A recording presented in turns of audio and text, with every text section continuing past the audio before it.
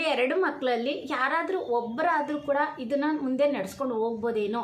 ಇನ್ನೊಂದು ಕಾಮಿಡಿ ವಿಷಯ ಅಂತಂದರೆ, ಅವಾಗ ನಾನು ಹಿಂದಿ ಹೇಗೆ ಮಾತಾಡಿವೆ ಅಂತಂದರೆ, ಅವಳಿಗೆ ಅವನು, ಅವನಿಗೆ ಅವಳು ಕೊಟ್ಬಿಡ್ತಾರೆ, ಟ್ಯಾಗ್ ಕೊಟ್ಬಿಡ್ತಾರೆ. ಸೈನ್ಸ್ ಓದೋರೆಲ್ಲ ತುಂಬ ಚೆನ್ನಾಗಿ ಓದೋರು ದೊಡ್ಡ ಮನುಷ್ಯರಾಗ್ತಾರೆ, ಕಾಮರ್ಸ್ ಓದೋರು ಡಾಕ್ಟರ್ನೇ ಮಾಡಬೇಕು, ಅದನ್ನೇ ಇಂಜಿನಿಯರ್ನೇ ಮಾಡಬೇಕು, ಅದು ಮಾಡಬೇಕು. Welcome back to my channel. ನಾನು ಒಂದು 4-5 ದಿವಸದ ಹಿಂದೆ ಒಂದು ಪೋಸ್ಟ್ ಮಾಡಿದ್ದೆ, Q&A ಮಾಡೋಣ ಅಂತ ಅಂದ್ಕೊಂಡಿದ್ದೀನಿ. ಯಾರಾದರೂ ಕೂಡ ಕ್ವಶನ್ ಕೇಳೋದಿದ್ರೆ ಕೇಳಿ ಅಂತ. ನನಗೆ ಒಂದು 3 ಕ್ವಶನ್ ಬಂದಿತ್ತು ಅಷ್ಟೇ. ಓಕೆ, ಪರವಾಗಿಲ್ಲ, ನಂಗೆ 3 ಬಂದಿದೆಯಲ್ಲ ಅದಷ್ಟೇ ಖುಷಿ. ಜೊತೆಗೆ ಕೆಲವೊಬ್ಬರು ಕಮೆಂಟ್ಸ್ ಹಾಕಿರ್ತೀರಿ, ಅದಕ್ಕೆ ನಾನು ಪೂರ್ತಿಯಾಗಿ ಆನ್ಸರ್ ಮಾಡಿರೋದಿಲ್ಲ. ಹಾಗಾಗಿ ಅದನ್ನು ಯಾವ್ಯಾವ ಕ್ವಶನ್ಗೆ ನಾನು ಪೂರ್ತಿಯಾಗಿ ಆನ್ಸರ್ ಮಾಡಿರೋದಿಲ್ಲ. ಆ ಕ್ವಶನ್ನ ಒಂದು 10 ಕ್ವಶನ್ನ ಇವತ್ತು ಬರೆದಿಟ್ಕೊಂಡಿದ್ದೀನಿ, ಮರ್ತ್ಕೋಬಾರ್ದು ಅಂದ್ಬಿಟ್ಟು. ಅದಕ್ಕೆ ಆನ್ಸರ್ ಮಾಡೋಣ ಅಂತ ಅಂದ್ಕೊಂಡಿದ್ದೀನಿ. ಮೊದಲು ಪೋಸ್ಟ್ಗೆ ಆನ್ಸರ್ ಮಾಡ್ತೀನಿ. ಏಕೆ ಅಂತಂದರೆ ಅವರು ನಾನು ಹೇಳಿದ ತಕ್ಷಣವೇ ಅವ್ರು ಕೇಳಿದಾರಲ್ಲ, ಅದು ನನಗೆ ತುಂಬಾ ಖುಷಿ ವಿಷಯ. ಪುಣ್ಯ ಏನು ಸ್ಟಡಿ ಮಾಡ್ತಿದ್ದಾಳೆ ಅಂತ ಕೇಳಿದ್ದಾರೆ. ಪುಣ್ಯ ಬಂದು ಫಸ್ಟ್ ಇಯರ್ನಲ್ಲಿದ್ದಾಳೆ, ಫಸ್ಟ್ ಇಯರ್ BComನಲ್ಲಿದ್ದಾಳೆ. ಅವಳಿನಲ್ಲಿದ್ದಾಳೆ, ಬ್ಯಾಫ್ ತೊಗೊಂಡಿದ್ದಾಳೆ. ಬ್ಯಾಫ್ದು ಡೆಫಿನೇಷನ್ನ ನಾನು ಅಲ್ಲಿ ಕೆಳಗಡೆ ಕೊಟ್ಟಿರ್ತೀನಿ. ಏಕೆಂದರೆ ಸಾದಾ ಡಿಗ್ರಿ ತೊಗೊಂಡು ಓದೋದಕ್ಕಿಂತ ಏನಾದರೂ ಕೂಡ ಕೋರ್ಸ್ ತೊಗೊಂಡು ಓದ್ತೀನಿ ಅಂತ ಅಂದು ಅದಕ್ಕೇ ಅದನ್ನು ತೊಗೊಂಡ್ಲು. ಅದನ್ನು ಮತ್ತಿನ್ನೊಂದು ಸ್ವಲ್ಪ ಹೇಳ್ಬಿಡ್ತೀನಿ. ನನ್ನ ಆಸೆ ಇದ್ದಿದ್ದು ಅವಳಿಗೆ ಸೈನ್ಸ್ ಕೊಡಿಸ್ಬೇಕು, ಮತ್ತು ಏನಾದರೂ ಕೂಡ ಒಂದು ಚೆನ್ನಾಗಿ ಅಂದರೆ ದೊಡ್ಡದಾಗಿ ಓದೋವಂಥದ್ದು. ದೊಡ್ಡದಾಗಿ ಅಂದರೆ ಒಂದು 5-6 ವರ್ಷದಿಂದ ಅಮ್ಮದಿರ ಮನಸ್ಸಿನಲ್ಲಿದ್ದಿದ್ದು ನನ್ನ ಮಗಳು ಡಾಕ್ಟರ್ ಆಗಬೇಕು, ಇಂಜಿನಿಯರ್ ಆಗಬೇಕು ಅಂತ. ಈಗಂತೂ ಇಂಜಿನಿಯರ್ ಡಾಕ್ಟರ್ಗಳಿಗಿಂತಲೂ ಕೂಡ ಇನ್ನೂ ಒಳ್ಳೊಳ್ಳೆ ಕೋರ್ಸ್ಗಳಿದ್ದಾವೆ. ಅದು ಮಾಡೋದ್ರಿಂದಲೂ ಕೂಡ ತುಂಬಾ ಮುಂದೆ ಬರ್ಬೋದು, ಮತ್ತು ಅಂದರೆ ಚೆನ್ನಾಗಿರ್ಬೋದು, ಹೆಣ್ಮಕ್ಳಾಗಿರ್ಬೋದು, ಗಂಡು ಮಕ್ಕಳಾಗಿರ್ಬೋದು. ಆದರೆ ಮೊದಲೆಲ್ಲ ನಮಗೆ ಅಂದರೆ ಒಂದು ತಾಯಿ ತಂದೆ ಮನಸ್ಸಿನಲ್ಲಿ ಬರ್ತಿದ್ದಿದೆ ಅದು. ಮತ್ತು ನಂದು ಕೂಡ ಅದೇ ಆಸೆ ಇತ್ತು, ನನ್ನ ಮಗಳನ್ನ ಡಾಕ್ಟರ್ನೇ ಮಾಡಬೇಕು, ಅದನ್ನೇ ಇಂಜಿನಿಯರ್ನೇ ಮಾಡಬೇಕು, ಅದು ಮಾಡಬೇಕು, ಇದು ಮಾಡಬೇಕು ಅಂತ. ಮತ್ತು ಆಮೇಲೆ ನನಗೆ ಸೈನ್ಸ್ ಯಾಕೋ ಅವಳಿಗೆ ಆಗೋದಿಲ್ಲ ಅಂತ ಅನ್ನಿಸ್ತು. ಏಕೆಂದರೆ ನಾವೇನೋ ಮಕ್ಕಳಿಗೆ ದಬಾವ್ ಹಾಕಿ, ಇಲ್ಲ ನೀನು ಸೈನ್ಸ್ನೇ ಮಾಡಬೇಕು, ಡಾಕ್ಟರೇ ಆಗಬೇಕು ಅಂತ ಅಂದ್ಬಿಟ್ಟು ಬಲವಂತದಿಂದ ನಾನು ಕೊಡಿಸ್ಬೋದು. ಫಸ್ಟ್ ಇಯರ್ ಸೆಕೆಂಡ್ ಇಯರ್ ಮಾಡ್ತಾಳೆ, ಅಕಸ್ಮಾತ್ ಸೆಕೆಂಡ್ ಇಯರ್ನಲ್ಲಿ ಅವಳಿಗೆ ಕಮ್ಮಿ ಮಾರ್ಕ್ಸ್ ಬರ್ಬೋದು. ಮತ್ತು ಎಲ್ಲದಕ್ಕಿಂತ ಮುಖ್ಯವಾಗಿ ಇಲ್ಲಿ ಟ್ಯೂಷನ್ ಫೀಸು ಲಕ್ಷ ಇರುತ್ತೆ. ಇಲ್ಲಿ ನರ್ಸರಿಯಿಂದಲೂ ಕೂಡ ಟ್ಯೂಷನ್ಗೆ ಕಳಿಸ್ಲಿಕ್ಕೆ ಶುರು ಮಾಡ್ತಾರೆ ಮಕ್ಕಳುಗಳನ್ನ. ಅದರಲ್ಲೂ ಕೂಡ ಸೈನ್ಸ್ ತೊಗೊಂಡಿದ್ದಾರೆ ಅಂತ ಅಂದರೆ PUCನಲ್ಲಂತೂ ತುಂಬಾ ಫೀಸ್ ಇರುತ್ತೆ ಫ್ರೆಂಡ್ಸ್. ಊರ ಕಡೆ ನಮಗೆ ಟ್ಯೂಷನ್ ಅನ್ನೋದೇ ಇರಲಿಲ್ಲ, ಟ್ಯೂಷನ್ ಅನ್ನೋದೇ ಗೊತ್ತಿಲ್ಲ. ಈಗೆಲ್ಲ ಬಂದಿರೋವಂಥದ್ದು ಸಿಟಿಗಳಲ್ಲಿ, ತಾಲೂಕುಗಳಲ್ಲೆಲ್ಲ ಟ್ಯೂಷನ್ ಅನ್ನೋದು. ಮೊದಲೆಲ್ಲ ಟ್ಯೂಷನ್ ಅನ್ನೋದೇ ಇರಲಿಲ್ಲ. ಆದರೆ ಈಗ ಅಲ್ಲೂ ಕೂಡ ಇದೆ. ಆದರೆ ಮುಂಬೈನಲ್ಲಿ ಮಾತ್ರ ತುಂಬಾ ಲೂಟಿ ಮಾಡ್ತಾರೆ ಅನ್ಬೋದು. ಒಂದು ಡಾಕ್ಟರ್ ತೊಗೊಳ್ಳೋಷ್ಟು ಸಂಬಳನ ಒಂದು ಟ್ಯೂಷನ್ ಅಕಾಡೆಮಿಯವ್ರನ್ನ ತೊಗೋತಾರೆ. 9th to 10th ಒಂದು ಪ್ಯಾಕೇಜ್ ಇರುತ್ತೆ. ಎಷ್ಟೆಷ್ಟು ಗೊತ್ತಾ? 1.5 ಲಕ್ಷವರೆಗೂ ಇರುತ್ತೆ. ಅದಕ್ಕಿಂತಲೂ ಕೂಡ ಇನ್ನೂ ಹೆಚ್ಚು ಟ್ಯುಟೋರಿಯಮ್ಗಳು ಇರ್ತದೆ ಇಲ್ಲಿ. ಹಾಗಾಗಿ ಸೈನ್ಸು ಅವಳಿಗೆ ಅದೊಂದು ಮನಸ್ಸಿನಲ್ಲಿತ್ತು. ಅಂದರೆ ಅವಳು ಹೇಳಿಬಿಟ್ಲು ನನಗೆ, ನೀವು ಸೈನ್ಸ್ ತೊಗೊಂಡು ಓದು ಅಂತ ಹೇಳ್ತೇವೆ ಮಮ್ಮಿ, ಯಾಕೆಂದರೆ ತುಂಬಾ ಟ್ಯೂಷನ್ ಫೀಸ್ ಕಟ್ಟಿರ್ತೀರಿ, ಮತ್ತು ಕಾಲೇಜಿನಲ್ಲೂ ಕೂಡ ಡೊನೇಷನ್ ಇರ್ಬೋದು, ಫೀಸ್ ಇರ್ಬೋದು, ತುಂಬಾ ಇರುತ್ತೆ. ಆವಾಗ ಅಕಸ್ಮಾತ್ ನನಗೆ ಓದೋಕ್ಕಾಗಲಿಲ್ಲ, ಆಮೇಲೆ ನೀನು ಕೂಡ ಇಷ್ಟು ಖರ್ಚು ಮಾಡಿದ್ದೀನಿ ಓದಲಿಲ್ಲ ಅಂತ ನೀವು ಕೂಡ ಇದು ಮಾಡ್ತೀರಿ.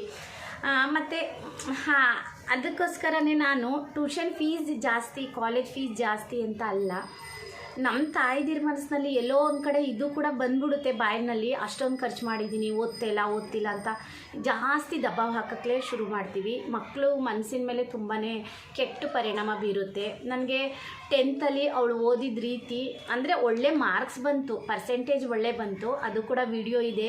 ರಿಸಲ್ಟ್ ದಿನವೂ ಕೂಡ ನಾವು ಹೇಗೆ ಎಕ್ಸೈಟೆಡ್ ಆಗಿದ್ವಿ ಅನ್ನೋದೆಲ್ಲ ವಿಡಿಯೋ ಇದೆ. ಈಗಲೂ ನೋಡಿಕೊಂಡ್ರೆ ತುಂಬಾ ಖುಷಿ ಆಗ್ತದೆ. ಅಂದರೆ ಚೆನ್ನಾಗಿ ಮಾಡಿದ್ಲು. ಎಷ್ಟು 88.14 ಏನೋ, ಅಂದರೆ 89% ತೆಗೆದ್ಲು 10th.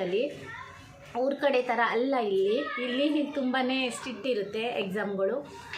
ಆದರೂ ಕೂಡ ಅವಳು ಎಷ್ಟು ಕಷ್ಟಪಟ್ಟು ಅಂದರೆ ಎಷ್ಟೊಂದು ಎಫರ್ಟ್ ಕೊಟ್ಟು ಓದಿದ್ಲು ಅಂತ ಅಂದ್ಬಿಟ್ಟು, ಅಂದರೆ ಅವಳದು ಈಸಿಯಾಗಿ ತೊಗೊಳೋದಿಲ್ಲ. ಅವಳು ತುಂಬಾ ಟೆನ್ಷನ್ ಮಾಡ್ಕೊಬಿಡ್ತಾಳೆ ಪ್ರತಿಯೊಂದಕ್ಕೂ ಕೂಡ. ನಮ್ಮ ಚಿಕ್ಕವನ ಥರ ಅಲ್ಲ ಇವನು, ಹೇಗೆ ಏನೋ ಒಂಥರದಲ್ಲಿ ಈಸಿಯಾಗಿ ತೊಗೊಂಡು ಚೆನ್ನಾಗಿ ಮಾಡ್ತಾನೆ. ಇವಳು ತುಂಬ ಕಷ್ಟಪಟ್ಟು ತೊಗೊಂಡು ಚೆನ್ನಾಗಿ ಮಾಡ್ತಾಳೆ. ಆ ರೀತಿ ಅದಕ್ಕೆ ಇನ್ನು ನಾನು ಯೋಚನೆ ಮಾಡಿದೆ, ಇಲ್ಲ ಪರವಾಗಿಲ್ಲ, ಸೈನ್ಸು ಅವಳಿಗೆ ತುಂಬಾ ಕಷ್ಟ ಆಗ್ಬೋದು. ಅವಳು ಲಾಸ್ಟ್ ಮೂಮೆಂಟು ಫಾರ್ಮ್ ತುಂಬಿಸೋವರಿಗೂ ಕೂಡ ಸೈನ್ಸ್ನಲ್ಲೇ ಇದ್ದಿದ್ದು, ಲಾಸ್ಟಿಗೆ ಕಾಮರ್ಸಿಗೆ ತುಂಬಿದ್ದು. ಈಗ ಅದಕ್ಕಿಂತ ಕಾಮರ್ಸ್ ಸಾದಾ ಮಾಡೋದಕ್ಕಿಂತ ಬ್ಯಾಫ್ ತೊಗೊಂಡು ಕೋರ್ಸ್ ಮಾಡಲಿ ಅಂತ ಅಂದ್ಬಿಟ್ಟು ಬ್ಯಾಫ್ ಕೊಡಿಸಿದ್ವಿ. ಹಾಗಾಗಿ ನಾನು ಅವಳಿಗೆ ಸೈನ್ಸ್ ತೊಗೊಳ್ಳಿಕ್ಕೆ ಹೇಳಲಿಲ್ಲ. ಇವಾಗಲೂ ಕೂಡ ಕೆಲವೊಂದು ಸಲ ಹೇಳ್ತಿರ್ತಾಳೆ, ಮಮ್ಮಿ ತೊಗೋಬೇಕಾಗಿತ್ತು ಅಂತ ಹೇಳ್ತಾಳೆ. ಕೆಲವೊಂದು ಸಲ ಹೇಳ್ತಾಳೆ ಇಲ್ಲ ಅಂದರೆ ಕೆಲವೊಂದು ಹೆಣ್ಮಕ್ಳುಗಳು ಪಾಪ 12th ಕಮ್ಮಿ ಪರ್ಸೆಂಟೇಜ್ ಬಂದಿದೆ ಅಂತ ಅಂದ್ಬಿಟ್ಟು ಮತ್ತೆ ಕಾಮರ್ಸ್ ತೊಗೊಂಡಿರೋವು ತುಂಬ ಮಕ್ಳುಗಳಿದೆ. ಇಲ್ಲೇ ನಮ್ಮ ಸರೌಂಡಿಂಗ್ನಲ್ಲಿರೋ ಮಕ್ಳುಗಳೇ ಫಸ್ಟು ಅದೊಂಥರ ಕ್ರೇಜು. ಮಕ್ಳುಗಳು ಯಾರು ಕೂಡ ಯೋಚನೆ ಮಾಡಲ್ಲ ಇದು ನನಗಾಗುತ್ತೋ ಆಗಲ್ವಾ ಅಂತ. ಅಂದರೆ ಒಂದು ಇದು ಕೊಟ್ಬಿಡ್ತಾರೆ, ಟ್ಯಾಗ್ ಕೊಟ್ಬಿಡ್ತಾರೆ. ಸೈನ್ಸ್ ಓದೋರೆಲ್ಲ ತುಂಬ ಚೆನ್ನಾಗಿ ಓದೋರು ದೊಡ್ಡ ಮನುಷ್ಯರಾಗ್ತಾರೆ, ಕಾಮರ್ಸ್ ಓದೋರೆಲ್ಲ ಮತ್ತು ಆರ್ಟ್ಸ್ ಓದೋರೆಲ್ಲ ಯಾವುದಕ್ಕೂ ಇಲ್ಲ ಅಂತ. ಹಾಗೇನಿಲ್ಲ, ಅಂದರೆ ತಿಳಿದಿರೋರು ಎಲ್ಲ ಟ್ಯಾಗ್ ಹಾಕೋದಿಲ್ಲ. ಕೆಲವೊಬ್ಬರು ಹಂಗಿದು ಮಾಡಿಬಿಡ್ತಾರೆ, ಸೈನ್ಸ್ ಓದೋರೇ ತುಂಬ ಬುದ್ಧಿವಂತರು ಅಂತ ಅಂದ್ಬಿಟ್ಟು ಆ ಥರದಲ್ಲಿ ಮನೋಭಾವನೆ ಇಟ್ಕೊಂಡು ಕೆಲವೊಂದು ಮಕ್ಳುಗಳು ಸೈನ್ಸ್ ಥರ ತೊಗೋತಾರೆ. ಎಷ್ಟೋ ಮಕ್ಳುಗಳು 12th ಆದಮೇಲೆ ಫೇಲ್ ಆಗೋ ಪರಿಸ್ಥಿತಿ ಅಥವಾ ಜಸ್ಟ್ ಪಾಸ್ ಆದೋ ಅಂತ ಅಂದ್ಬಿಟ್ಟು ಆಗೋದೇ ಇಲ್ಲ ಅಂತ ಡಿಗ್ರಿಗೆ ಬಂದಾದಮೇಲೆ ಕಾಮರ್ಸ್ ತೊಗೋತಾರೆ. ನಾನು ಅವಾಗಲೇ ಕೇಳಿದೆ, ನೋಡು ಅವಳದು ಇದ್ದಿದ್ದು ಫಾರ್ಮ್ ತುಂಬಿಸ್ಬೇಕಾದ್ರೆ ಇದ್ದಿದ್ದು ಮಮ್ಮಿ 2 ವರ್ಷ ನೋಡ್ತೀನಿ, ಅಕಸ್ಮಾತ್ ಇದಾಗಲಿಲ್ಲ ಅಂದರೆ ಆಮೇಲೆ ಕಾಮರ್ಸ್ ತೊಗೋತೀನಿ ಅಂತ. 2 ವರ್ಷ ನೋಡಿ ನೀನು ಸೈನ್ಸ್ನಲ್ಲಿ ಪರ್ಸೆಂಟೇಜ್ ತುಂಬ ಕಮ್ಮಿ ಬಂದು ಮತ್ತೆ ಕಾಮರ್ಸ್ಗೆ ಹೋಗಿ ಮತ್ತೆ ಕಾಲೇಜ್ ಅಡ್ಮಿಷನ್ ಸಿಗೋದು ಕಷ್ಟ ಆಗ್ತದೆ, ಪರ್ಸೆಂಟೇಜ್ ಇರೋದಿಲ್ಲ. ಇಲ್ಲೆಲ್ಲ ಕಾಲೇಜ್ಗಳು ಕೂಡ ಪರ್ಸೆಂಟೇಜ್ ಮೇಲೆ 85ಗೆ ಕೆಲವೊಂದು ಕಾಲೇಜ್ಗಳು ಬಂದಾಗ್ತದೆ, ಮತ್ತು ಕೆಲವೊಂದು ಕಾಲೇಜ್ಗಳಂತೂ 90ಗೆ ಬಂದಾಗ್ತದೆ. 90 ಮೇಲೆ ಯಾರು ತೆಗೆದಿರ್ತಾರೆ ಅವ್ರಿಗೆ ಮಾತ್ರ, 90 ಒಳಗಡೆ ತೆಗೆದಿರೋರಿಗೆ ಯಾರಿಗೂ ಅಡ್ಮಿಷನ್ ಸಿಗೋದಿಲ್ಲ ಕೆಲವೊಂದು ಒಳ್ಳೊಳ್ಳೆ ದೊಡ್ಡ ದೊಡ್ಡ ಕಾಲೇಜ್ಗಳಲ್ಲಿ. ಹಾಗಾಗಿ ನಾನು ಅದನ್ನು ಅವಳಿಗೆ ಹೇಳಿದೆ, ಈ ಥರ ಎಲ್ಲ ಮಾಡಬೇಡ, ತೊಗೊಳೋದಾದರೆ ಕಾಮರ್ಸೇ ತೊಗೋ, ಈ ಥರ ಆಗೋದಿದ್ರೆ ಅಂತ ಅಂದ್ಬಿಟ್ಟು ಲಾಸ್ಟ್ ಮೂಮೆಂಟಲ್ಲಿ ಅವಳಿಗೆ ಕಾಮರ್ಸ್ ಕೊಡಿಸಿದಾಯಿತು. ಹಾಗಾಗಿ ಅವಳದು ಏನೋ ಒಂದು ಡ್ರೀಮ್ ಇದೆ, ಯಾಕೆಂದರೆ ಇವಾಗಲೇ ಹೇಳ್ಕೊಳ್ಳೋದು ಬೇಡಿ. ಯಾಕೆಂದರೆ ಈಗ ಒಂದು ಆಸೆ ಅನ್ನೋದು ಅದು ನೆರವೇರಿದ ಮೇಲೆ ಹೇಳಿದ್ರೇ ಅದಕ್ಕೊಂದು ಬೆಲೆ. ಮೊದಲೇ ಹೇಳ್ಕೊಬಿಟ್ಟು ಅದು ನೆರವೇರೋದಿಲ್ಲ ಅಂತ ಅಲ್ಲ, ನೆರವೇರೇ ಇರ್ತದೆ, ಅದು ಬೇರೆ ಪ್ರಶ್ನೆ. ಮೊದಲೇ ಹೇಳ್ಕೊಳ್ಳೋದು ಬೇಡ ಅಂತ ಅಷ್ಟೇ. ಇನ್ನು ನೆಕ್ಸ್ಟ್ ಬಂದು ನಿಮಗೆ ಎಜುಕೇಷನ್ ಸ್ಕೂಲ್ ಬಗ್ಗೆ ಹೇಳಿ, ನೀವು ಹಿಂದಿ ಹೇಗೆ ಕಲ್ತ್ರಿ? ಕುಶಾಲು ಕನ್ನಡ ಓದಿದ್ದ ನೋಡಿ, ಅದಕ್ಕೆ ಬಂದಿದ್ದಂಥದ್ದು. ಎಜುಕೇಷನ್ ಸ್ಕೂಲ್ ಬಗ್ಗೆ ಹೇಳಿ ನೀವು ಹಿಂದಿ ಹೇಗೆ ಕಲ್ತ್ರಿ ಅಂತ. ನಿಮಗೆ ಎಜುಕೇಷನ್ ಸ್ಕೂಲ್ ಬಗ್ಗೆ ಹೇಳಿ ಹಿಂದಿ ಹೇಗೆ ಕಲ್ತ್ರಿ ಅಂತ ಅಂದರೆ ಅವರು ನನ್ನ ಎಜುಕೇಷನ್ ಬಗ್ಗೆ ಕೇಳಿದಾರ ಅಥವಾ ಈ ಮುಂಬೈ ಎಜುಕೇಷನ್ ಬಗ್ಗೆ ಕೇಳಿದಾರೋ ಅಂತ ಗೊತ್ತಿಲ್ಲ. ಆದರೆ ಅದ್ರ ಕ್ವಶನ್ ಬಂದಿದ್ದು ಮಾತ್ರ ನಂದು ಕುಶಾಲು ಕನ್ನಡ ಓದಿದ್ನಲ್ಲ ಅದಕ್ಕೆ ಬಂದಿದ್ದು ಅಂತ ಅನಿಸುತ್ತೆ. ಸಾರಿ, ನಾನು ಮರ್ಕೊಬಿಟ್ಟಿದ್ದೀನಿ. ನಾನು ಎರಡನೇದಕ್ಕೆ ಆನ್ಸರ್ ಮಾಡ್ತೀನಿ. ನೀವು ಹಿಂದಿ ಹೇಗೆ ಕಲ್ತ್ರಿ ಅಂತ. ಹಿಂದಿ ನನಗೂ ಕೂಡ ತುಂಬಾ ಕಷ್ಟ ಆಯಿತು ಕಲಿಯೋದು. ಫಸ್ಟು ಅಂತಂದರೆ ನಿಮಗೆ ಗೊತ್ತೇ ಇದೆ, ನಮ್ಮ ಊರ ಕಡೆ 5ನೇ ಕ್ಲಾಸಿಗೆ ನಮಗೆ ಹಿಂದಿ ಸಬ್ಜೆಕ್ಟು ಶುರುವಾಗುವಂಥದ್ದು. ಅದು 5, 6, 7, 8, 9, 10 ಇದೊಂದು 6 ವರ್ಷ ಇರುತ್ತೆ. ಆಮೇಲೆ ಕಾಲೇಜಿಗೆ ಬಂದಮೇಲೆ ಹಿಂದಿ ಇರೋದಿಲ್ಲ. ನಾವು ಕಾಲೇಜಿಗೆ ಬರೋ ಅಷ್ಟರೊಳಗಡೆ ಏನು ಅರಸ ಆನೆ ಹೀಗೆ ಕನ್ನಡದಲ್ಲಿ ಓದ್ತೀವಿ, ಅಷ್ಟು ಏನು ಬೇಸಿಕ್ಕಾಗಿ ಒಂದು ಸ್ವಲ್ಪ ಓದೋದು ಕಲ್ತಿರ್ತೀವೇನೋ ಅಷ್ಟೊತ್ತಿಗೆ 10th ಮುಗ್ದೇ ಹೋಗಿರುತ್ತೆ. ಹಾಗಾಗಿ ನನಗೇನು ಸ್ಕೂಲ್ನಲ್ಲಿ ಊರಿನಲ್ಲಿ ಅಂದರೆ ಮದುವೆ ಆಗಿದ್ದಕ್ಕಿಂತ ಮೊದಲಂತೂ ನನಗೆ ಬಿಲ್ಕುಲ್ ಹಿಂದಿ ಮಾತಾಡೋಕ್ಕೆ ಬರ್ತಿದ್ದಿಲ್ಲ. ಅಂದರೆ ಓದ್ತಿದ್ನೇನೋ, ಸಾಧಾರಣವಾಗಿ ಓದ್ತಿದ್ನೇನೋ, ಅಷ್ಟು ಏನು ತುಂಬಾ ವೀಕ್ ಇದ್ದೆ ಅನ್ನಂಗೇನಿಲ್ಲ. ಹಾಗಾಗಿ ಸಾಧಾರಣವಾಗಿ ಓದ್ತಾ ಇದ್ದೆ. ಮತ್ತು ಇಲ್ಲಿಗೆ ಬಂದಾದಮೇಲೆ ಇಲ್ಲಿ ನಮ್ಮ ಅಕ್ಕಪಕ್ಕದವರೆಲ್ಲ ಮರಾಠಿಯವರೇ ಇದ್ದಿದ್ದು. ಮರಾಠಿ ಅಂತೂ ಹಿಂದಿಗಿಂತಲೂ ಕೂಡ ತುಂಬಾ ಕಷ್ಟ. ಅದರಲ್ಲೂ ಕೂಡ ಕೆಲವೊಬ್ಬರು ಅಜ್ಜಿಯವರು ಆಂಟಿಯವರೆಲ್ಲ ಅವ್ರು ಮರಾಠಿ ಮಾತಾಡೋದು ಊರಿನ ಮರಾಠಿ. ಈಗ ನೋಡಿ ನಮ್ಮ ಕಡೆ ಒಂದು ಈಗ ನೋಡಿ ನಿಮಗೆ ಗೊತ್ತಿರ್ಬೋದು, ಕನ್ನಡ ನಮ್ಮ ಶಿವಮೊಗ್ಗದ ಕನ್ನಡ ಬೇರೆ, ನಮ್ಮ ಹಾಸನ ಕನ್ನಡ ಬೇರೆ, ಇಲ್ಲಿ ಉತ್ತರ ಕರ್ನಾಟಕದ ಕನ್ನಡ ಬೇರೆ, ದಕ್ಷಿಣ ಕನ್ನಡ ಬೇರೆ. ಅದು ದಕ್ಷಿಣ ಸೈಡ್ನಲ್ಲಿ ಮಂಗಳೂರು ನಡು ಉಡುಪಿ, ಈಗ ನೋಡಿ ಕುಂದಾಪುರದವರು ಮಾತಾಡೋ ಕನ್ನಡನೇ ಬೇರೆ. ಹಾಗಾಗಿ ಕೆಲವೊಂದು ಕನ್ನಡ ನಮ್ಗೆ ಅಷ್ಟು ಅರ್ಥನೇ ಆಗೋದಿಲ್ಲ, ಕೆಲವೊಂದು ಪದಗಳು. ಹಾಗೆಯೇ ಇಲ್ಲೂ ಕೂಡ ತುಂಬ ರೀತಿ ಮರಾಠಿ ಇದೆ. ಹಾಗಾಗಿ ಊರಿಂದು ಮರಾಠಿ ಮಾತಾಡಿದ್ರಂತೂ ನಮ್ಗೆ ಅರ್ಥನೇ ಆಗೋದಿಲ್ಲ. ಇಲ್ಲಿ ಮಹಾರಾಷ್ಟ್ರದ್ದು ಏನು ಸಿಟಿನಲ್ಲಿ ಮಾತಾಡ್ತಾರಲ್ಲ ಈ ಮರಾಠಿ ಮಾತಾಡಿದರೆ ಅರ್ಥ ಆಗ್ತದೆ. ಹಾಗಾಗಿ ಹಿಂದಿ ಕಲಿಯೋದು ನನಗೆ ತುಂಬಾ ಕಷ್ಟ ಆಯಿತು. ಅಕ್ಕಪಕ್ಕದಲ್ಲಿ ಮರಾಠಿಯವರಿದ್ದರು, ಆದರೂ ಕೂಡ ಕಲಿತೆ. ಈಗ ಮೂವೀಸ್ ನೋಡೋದಿರ್ಬೋದು, ಇನ್ನು ಅಕ್ಕಪಕ್ಕದವ್ರು ಮಾತಾಡೋದಿರ್ಬೋದು, ನನಗೆ ಚೆನ್ನಾಗಿ ಹಿಂದಿ ಬಂದಿದ್ದು ನನ್ನ ಮಗಳು ಹುಟ್ಟಿದ ಮೇಲೆ. ಫಸ್ಟು ನನಗಂತೂ ಹಿಂದಿ ಅಷ್ಟು ಬೇಗ ಕಲೀಲಿಕ್ಕಾಗಲಿಲ್ಲ. ನನ್ನ ಊರಿಗೆ ಹೋಗಿ ಅಂದರೆ ಡೆಲಿವರಿ ಮಾಡ್ಕೊಂಡು ಇಲ್ಲಿಗೆ ಬಂದಾದಮೇಲೆ ಅವಳನ್ನ ನರ್ಸರಿಗೆಲ್ಲ ಸ್ಕೂಲಿಗೆಲ್ಲ ಬಿಡೋದು, ಕರ್ಕೊಂಡು ಬರೋದು, ಫ್ರೆಂಡ್ಸ್ಗಳ ಜೊತೆ ಎಲ್ಲ ಮಾತಾಡೋದು, ಈಗ ಮಾರ್ಕೆಟ್ನಲ್ಲಿ ಮಾತಾಡೋದು, ಅಕ್ಕಪಕ್ಕದವ್ರ ಜೊತೆ ಜೊತೆ ಮಾತಾಡೋದು. ಯಾಕೆಂದರೆ ನಾನಿದ್ದ ಏರಿಯಾದಲ್ಲಿ ನಾನು ಮೊದಲಿದ್ದಿದ್ದು ಒಂದು ಸಂಜಯ್ ನಗರ್ ಅಂತ ಏರಿಯಾದಲ್ಲಿದ್ದೆ. ನನ್ನ ಮಗಳು ಸ್ಕೂಲ್ ಹಿಂದೆನೇ ಇತ್ತು. ಅಲ್ಲೂ ಕೂಡ ಒಬ್ಬರು ಕನ್ನಡದವ್ರು ಇರಲಿಲ್ಲ, ಒಬ್ಬರು ಮಾತ್ರ ಶೆಟ್ಟಿ ಇದ್ದರು, ಅವ್ರಿಗೆ ಅಷ್ಟು ಕನ್ನಡ ಬರ್ತಿದ್ದಿಲ್ಲ. ಈಗ ಇದ್ದಿದ್ದ ಏರಿಯಾದಲ್ಲೂ ಕೂಡ ಅಷ್ಟೇ, ಅಲ್ಲೂ ಕೂಡ ಒಬ್ಬರು ಕನ್ನಡದವ್ರು ಇರಲಿಲ್ಲ, ಒಬ್ಬರು ಶೆಟ್ಟಿ ಮಂಗಳೂರಿನವರು, ಅವ್ರಿಗೂ ಚೆನ್ನಾಗಿ ಕನ್ನಡ ಬರ್ತದೆ, ಅವರು ಎಷ್ಟು ಮಾತಾಡೋದಲ್ವರ ಒಬ್ಬರ ಜೊತೆನೇ. ಮತ್ತು ಇನ್ನೊಬ್ಬರು ಮಹಾರಾಷ್ಟ್ರದಲ್ಲಿ ಅಂದರೆ ಈಗ ಕೊಂಕಣಿ ಸೈಡ್ನವರು ಕನ್ನಡದವರು, ಅವ್ರದ್ದು ಬೇರೆ ಥರನೇ ಕನ್ನಡ. ಹಾಗಾಗಿ ನನಗೆ ಅಲ್ಲೂ ಕೂಡ ಯಾರ ಜೊತೆನೂ ಕೂಡ ಜಾಸ್ತಿ ಏನು ಕನ್ನಡ ಮಾತಾಡೋಕ್ಕೆ ಯಾರೂ ಸಿಗಲಿಲ್ಲ. ಹಾಗಾಗಿ ಎಲ್ಲರ ಜೊತೆನೂ ನಾನು ಹಿಂದಿನಲ್ಲಿ ಮಾತಾಡಿ ಹಾಗೆಯೇ ಚೆನ್ನಾಗಿ ಹಿಂದಿ ಬಂತು, ಬೇಗ ಹಿಂದಿ ಬಂತು. ನಿಮ್ಗೆ ಹೇಳ, ನನ್ನ ಜೊತೆ ಮದುವೆ ಮಾಡ್ಕೊಂಡು ಬಂದು ಸುಮಾರು ಈಗ ನೋಡಿ ಎಷ್ಟೋ ಜನಕ್ಕೆ 10-15 ವರ್ಷ ಆಗಿದೆ ಮದುವೆ ಮಾಡ್ಕೊಂಡು ಬಂದು, ಈಗಲೂ ಕೂಡ ಅವರುಗಳಿಗೆ ಹಿಂದಿ ಅನ್ನೋದು ಬರೋದೇ ಇಲ್ಲ. ಅಂದರೆ ಅವ್ರು ಮನೆಯೊಳಗಡೆನೇ ಇರ್ತಾರೆ, ಕನ್ನಡ ಪ್ರೋಗ್ರಾಮ್ಸ್ಗಳು ಮತ್ತು ಅಕ್ಕಪಕ್ಕದವ್ರ ಜೊತೆ ಯಾರ ಜೊತೆನೂ ಮಾತಾಡೋದಿಲ್ಲ. ಹಾಗಾಗಿ ಈಗಲೂ ಕೂಡ ಕೆಲವೊಬ್ಬರು ಅಷ್ಟು ಚೆನ್ನಾಗಿ ಹಿಂದಿ ಮಾತಾಡೋದಿಲ್ಲ. ಈಗಲೂ ಕೆಲವೊಬ್ಬರು ಹಿಂದಿ ಇಷ್ಟೊಂದು ವರ್ಷ ಇಟ್ಕೊಂಡು ಹಿಂದಿ ಬರಲ್ವಲ್ಲ ಅಂತಂದರೆ ಕಲೀಲೇ ಇಲ್ಲ ಅಂತ ಹೇಳ್ತಿರ್ತಾರೆ. ಆದರೆ ನನಗೆ ಆ ಥರ ಆಗಲಿಲ್ಲ, ನನಗೆ ಬೇಗನೆ ಹಿಂದಿ ಬಂತು. ಮತ್ತು ಈ ಜೊತೆ ಇನ್ನೊಂದು ಕಾಮಿಡಿ ವಿಷಯ ಅಂತಂದರೆ, ಆವಾಗ ನಾನು ಹಿಂದಿ ಹೇಗೆ ಮಾತಾಡಿವೆ ಅಂತಂದರೆ ಅವಳಿಗೆ ಅವನು, ಅವನಿಗೆ ಅವಳು, ಹೀಗೆ ಅಂದರೆ ಸ್ತ್ರೀಲಿಂಗ ಪುಲ್ಲಿಂಗ ಮತ್ತು ಗ್ರಾಮೆಟಿಕ್ ಮಿಸ್ಟೇಕ್ ತುಂಬ ಮಾಡ್ತಾಯಿದ್ದೆ. ಆವಾಗ ನಾನು ಹಿಂದಿ ಹೇಗೆ ಮಾತಾಡಿವೆ ಅಂತಂದರೆ ಈಗಲೂ ಕೆಲವೊಂದು ಸಲ ನಗು ಬರುತ್ತೆ. ಇವ್ರ ಪಾಪ ಆಡ್ಕೋತಾ ಇರ್ತಾರೆ, ಯಾರಾದರೂ ಬಂದು ನಿನ್ನ ಹಸ್ಬೆಂಡ್ ಎಲ್ಲೋದ್ರು ಅಂತ ಕೇಳಿದ್ರೆ ಹಸ್ಬೆಂಡ್ ಜಾಬ್ ಅಂತ ಹೀಗೆ ಅರ್ಧ ಇಂಗ್ಲೀಷು, ಅರ್ಧ ಹಿಂದಿ, ಅರ್ಧ ಕನ್ನಡ, ಈಗೆಲ್ಲ 3-4 ಭಾಷೆ ಮಿಕ್ಸ್ ಮಾಡಿ ಮಾತಾಡ್ತಿದ್ದೆ. ಈಗಲೂ ಇವ್ರ ಪಾಪ ಹಂಗಿಸ್ತಾ ಇರ್ತಾರೆ, ಹಸ್ಬೆಂಡ್ ಜಾಬ್ ಅಂತ ಹೇಳೋಳು ಹೀಗೆ ಉಳ್ಳಿ ಉರಿತಾಳೆ ಅಂತ ಹೇಳ್ತಿರ್ತಾರೆ.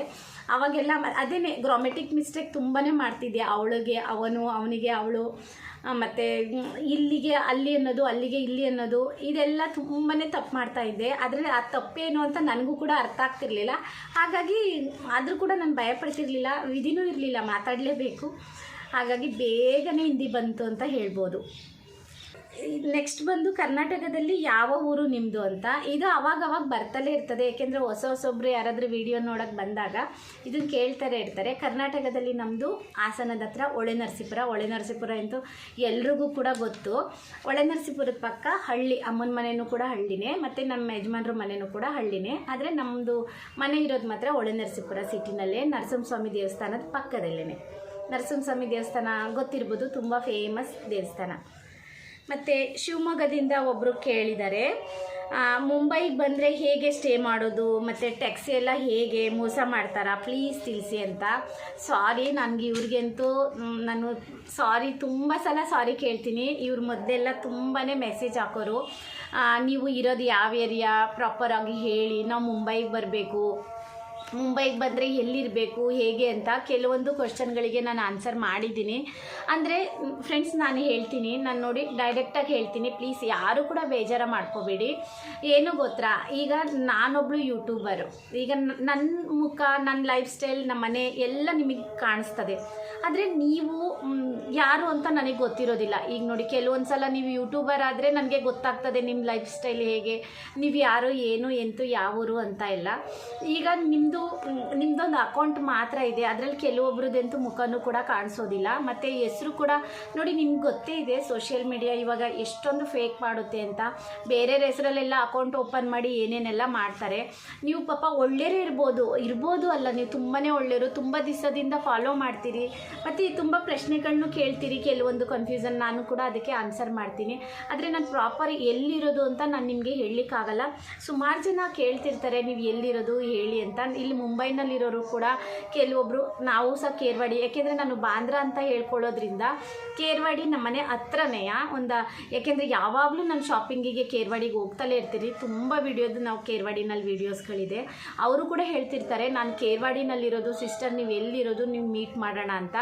ನನಗೆ ಭಯ ಫ್ರೆಂಡ್ಸ್, ನಿಜವಾಗ್ಲೂ ಕೂಡ ಹೇಳ್ತಿದ್ದೀನಿ. ನೋಡಿ, ನಾನೊಬ್ಬಳು ಯೂಟ್ಯೂಬಿಗೆ ಬಂದಿದ್ದೀನಿ, ಇದರಲ್ಲೇ ನಾನು ಲಕ್ಷಾಂತರ ರೂಪಾಯಿ ಸಂಪಾದನೆಯೂ ಮಾಡಿಲ್ಲ, ಇಲ್ಲ ನಾನು ದೊಡ್ಡ ಯೂಟ್ಯೂಬರು ಕೂಡ ಅಲ್ಲ. ನನ್ನ ಜೊತೆ ತುಂಬ ಜನ ಯೂಟ್ಯೂಬರ್ ಸಪೋರ್ಟ್ ಇದೆ, ನನ್ನ ಜೊತೆ ತುಂಬ ಜನ ಯೂಟ್ಯೂಬರ್ಸ್ ಇದ್ದಾರೆ.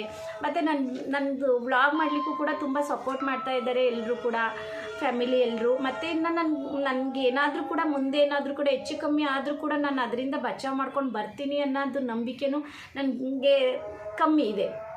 ಹಾಗಾಗಿ ನನಗೆ ಒಬ್ಬರು ಮಾತ್ರ ಯಾರೋ ಒಬ್ಬರು ಬ್ಯಾಡ್ ಕಮೆಂಟ್ಸು ಕೂಡ ಹಾಕ್ತಿರ್ತಾರೆ. ಅಂದರೆ ಅಷ್ಟು ಕೆಟ್ಟದಾಗಿ ಬ್ಯಾಡ್ ಹಾಕೋದಿಲ್ಲ. ಕೆಲವೊಂದು ಸಲ ಏಕವಚನದಲ್ಲಿ ಮಾತಾಡಿ ನಮ್ಮ ಯಜಮಾನ್ರ ಬಗ್ಗೆ ಇರ್ಬೋದು, ನಮ್ಮ ಬಗ್ಗೆ ಏಕವಚನದಲ್ಲಿ ಕಮೆಂಟ್ಸ್ ಹಾಕ್ತಿರ್ತಾರೆ. ನನಗೆ ಅಷ್ಟು ಕೂಡ ತಡ್ಕೊಳಕ್ಕಾಗೋದಿಲ್ಲ ಗೊತ್ತಾ. ನಾನು ಅವ್ರನ್ನ ಇನ್ನು ಕಮೆಂಟ್ಸೇ ಹಾಕಬಾರ್ದು ಅನ್ನೋ ರೀತಿಯಲ್ಲಿ ನಾನು ಮಾಡಿದ್ದೀನಿ. ಅಂದರೆ ನನಗೆ ಅದು ಚಿಕ್ಕ ಚಿಕ್ಕ ವಿಷಯಗಳು ಕೂಡ ತಡಿಲಿಕ್ಕೆ ಆಗೋದಿಲ್ಲ ಫ್ರೆಂಡ್ಸ್. ಹಾಗಾಗಿ ನೋಡಿ ನಮ್ಮದು 108 ಇರುತ್ತೆ. ನಾನು ಯೂಟ್ಯೂಬ್ ಚಾಲೂ ಮಾಡಿದ್ದು ಯಾಕೆ ಅಂತಂದರೆ ಶುರುವಾತಿನಲ್ಲಿ ಎಲ್ರಿಗೂ ಥರ ನನಗೂ ಕೂಡ ಒಳ್ಳೆ ಸ್ಯಾಲರಿ ಬರ್ಬೋದು, ನಂದು ಕೂಡ ವೈರಲ್ ಆಗ್ಬೋದು, ನಾನು ಕೂಡ ಒಂದು ಸಾಧಾರಣ ಯೂಟ್ಯೂಬ್ ಆಗ್ಬೋದು, ಅಂದರೆ ಮಂತ್ಲಿ ಒಂದು ಸ್ಯಾಲರಿ ತೊಗೊಳ್ಳೋ ಹಾಗೆ ಒಂದು ಯೂಟ್ಯೂಬರ್ ಆಗ್ಬೋದು ಅಂತಲೇ ನಾನು ಯೂಟ್ಯೂಬ್ ಶುರು ಮಾಡಿದ್ದು. ಆದರೆ ಅದು ಆಗಲಿಲ್ಲ. ಈಗ ನೋಡಿ ನಾನು 3 ವರ್ಷ ಆಯಿತು, 3 ವರ್ಷದಿಂದ ಒಂದೇ ಒಂದು ಅಮೌಂಟ್ ತೊಗೊಂಡಿರೋವಂಥದ್ದು. ಹಾಗಾಗಿ ನಾನು ಅಷ್ಟು ಬೆಳೆದಿಲ್ಲ. ಮತ್ತು ಆದರೂ ಕೂಡ ನನಗೆ ಯೂಟ್ಯೂಬ್ ಬಿಡ್ಲಿಕ್ಕೆ ಆಗ್ತಾಯಿಲ್ಲ. ಏನು ಕೆಲವೊಂದು ಕಾರಣಗಳು ನೋಡಿ, ಇಷ್ಟು ದೂರ ಬಂದಿದ್ದೀನಿ, ಇನ್ನು ಬಿಡೋದು ಬೇಡ. ಯಾವಾಗಲಾದರೂ ಒಂದು ಸಲ ನಂದು ಕೂಡ ಒಂದು ಮಂತ್ಲಿ ಒಂದು ಅಮೌಂಟ್ ತಗೊಳ್ಳೋ ಹಾಗೆ ಆಗ್ಬೋದು ಅನ್ನೋದು ಒಂದು ನಂಬಿಕೆ. ಪ್ಲಸ್ಸು ನಾನು ಇದಕ್ಕೆ ಹೆಚ್ಚು ಏನು ಟೈಮು ಕೊಡ್ತಾ ಇಲ್ಲ ನಾನು. ಅಂದರೆ ಈಗ ನಂದು ಏನು ಒಂದು ಸಮಯ, ನನಗೆ ಅಂತ ಒಂದು ಸಮಯ ಇದೆಯಲ್ಲ, 1-2 ಗಂಟೆ, ಅದು 2 ದಿವಸಕ್ಕೆ 3 ದಿವಸಕ್ಕೆ ಅದಷ್ಟು ಒಂದು ವಿಡಿಯೋ ಮಾಡಿ, ಇಲ್ಲ ಒಂದು ದಿವಸ 1-2-3 ವಿಡಿಯೋ ಮಾಡಿ ಅದನ್ನು ಎಡಿಟಿಂಗ್ ಮಾಡ್ಕೊಂಡು ನಾನು ಹಾಕ್ತಾಯಿದ್ದೀನಿ. ಇದಕ್ಕೋಸ್ಕರ ನಾನು 7-8-5-6 ಗಂಟೆನೂ ಕೂಡ ನಾನು ಕೊಡ್ತಾ ಇಲ್ಲ. ಮತ್ತು ಇನ್ನೊಂದು ಅಂತಂದರೆ ನನ್ನ 2 ಮಕ್ಕಳಲ್ಲಿ ಯಾರಾದರೂ ಒಬ್ಬರಾದರೂ ಕೂಡ ಇದನ್ನು ಮುಂದೆ ನಡೆಸ್ಕೊಂಡು ಹೋಗ್ಬೋದೇನೋ. ಏಕೆಂದರೆ ನನ್ನ ಮಗನಿಗೆ ತುಂಬ ಚೆನ್ನಾಗಿ ಕನ್ನಡ ಮಾತಾಡ್ತಾನೆ, ಒಂಥರ ಚೆನ್ನಾಗಿ ಇದು ಮಾಡ್ತಾರೆ, ಆ್ಯಕ್ಟಿವ್ ಆಗಿದ್ದಾನೆ. ಅವನಿಗೆ ಒಂದು 10th ಎಲ್ಲ ಮುಗಿದ ಮೇಲೆ ಕಾಲೇಜ್ಗೆ ಹೋದ್ಮೇಲೆ ಅವನು ಕೂಡ ಈ ಮುಂಬೈದು ಬಗ್ಗೆ ಒಂದು ನಿಮಗೆ ಬೇಕಾದ ರೀತಿ ಜಾಣಕಾರಿ ಕೊಡ್ಬೋದು, ಮುಂಬೈ ಟೂರ್ ಮಾಡ್ಬೋದು, ಒಳ್ಳೊಳ್ಳೆ ಜಾಗಕ್ಕೆ ಹೋದಾಗ ಅವನು ಒಬ್ಬ ದೊಡ್ಡ ಯೂಟ್ಯೂಬರ್ ಆಗ್ಬೋದು, ಅವನಿಗೆ ಆಸೆ ಇದೆ. ಆದರೆ ನಾನು ಅವಕಾಶ ಕೊಡ್ತಾ ಇಲ್ಲ. ಏಕೆಂದರೆ ಇವಾಗಲಿಂದಲೇ ಮಕ್ಕಳನ್ನ ಯೂಟ್ಯೂಬ್ ಎಡಿಟಿಂಗ್ ವಿಡಿಯೋ ಮಾಡು ಅಂತ ಎಲ್ಲ ಹಾಕೋಬಿಟ್ರೆ ಫ್ರೆಂಡ್ಸ್, ಓದೋದು ಅಂತೂ ಅವ್ರಿಗೆ ಗಮನ ಬರೋದಿಲ್ಲ. ತುಂಬ ನೀವು ನೋಡ್ತೀರಲ್ವಾ, ಸೋಷಿಯಲ್ ಮೀಡಿಯಾದಲ್ಲಿ ಮಕ್ಕಳುಗಳು ತೊಗೊಂಡ್ರೆ ಒಂದು ಸಲ ಒಂದು ಅಮೌಂಟು ಅವ್ರಿಗೆ ಮಂತ್ಲಿ ಒಂದಿಷ್ಟು 1000 ರೂಪಾಯಿ ದುಡಿತೀರಿ ಅಂತ ಅಂದರೆ ಅವರು ಓದೋದನ್ನೇ ಸ್ಕಿಪ್ ಮಾಡಿಬಿಡ್ತಾರೆ.